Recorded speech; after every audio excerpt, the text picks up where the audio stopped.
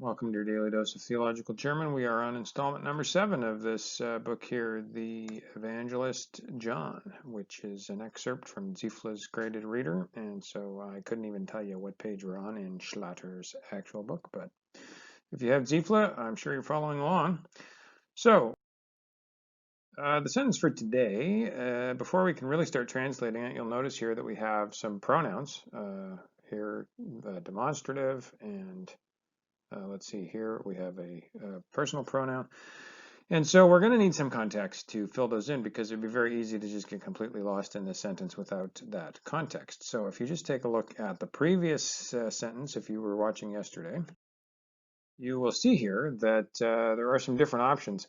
Diese is plural in this case, and so you'll notice that the only thing plural in the previous clause is the other nations or peoples. And so that's who's being referred to here. And then the singular is here going to be the Jew, okay?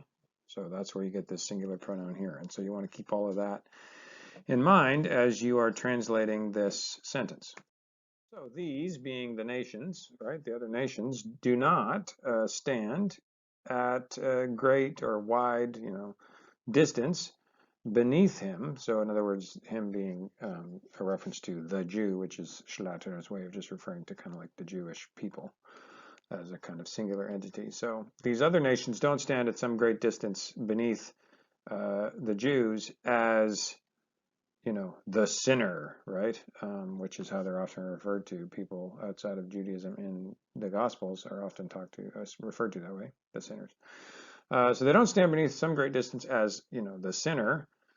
And his, that is, the Jewish person's sacrifice offering, does not bring, these are all present tense here, does not bring him an elimination of, here is a genitive pronoun, of his guilt,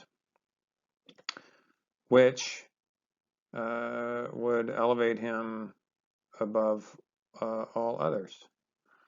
So there's not too much going on here. I think this is a pretty straightforward sentence, but one thing you might want to pay attention to is that you do have here all of these present tenses, and Schlatter is, he's kind of messing with tenses a bit in this excerpt that we've been reading, because there were some past tenses before, now he's talking present tense.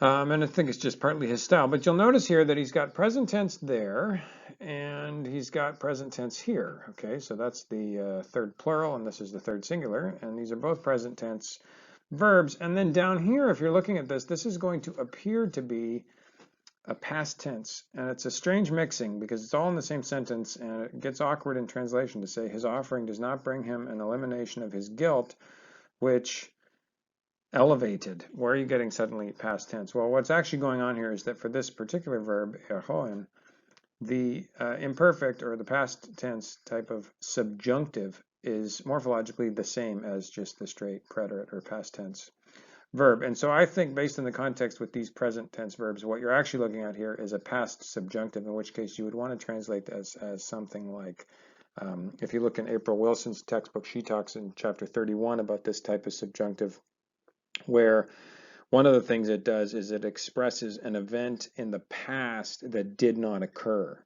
And so here you might say something like, which would have elevated him above all others.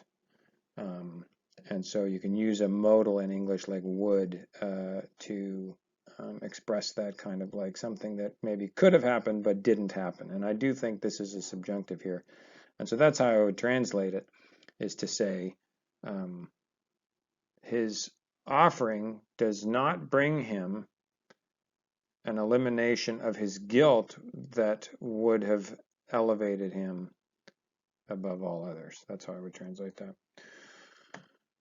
So I hope you found that helpful, and thanks for tuning in. That's the end of this week, and we might take a break from the excerpts of Ziefle coming up here to take a look at another work that a viewer has requested that we look at.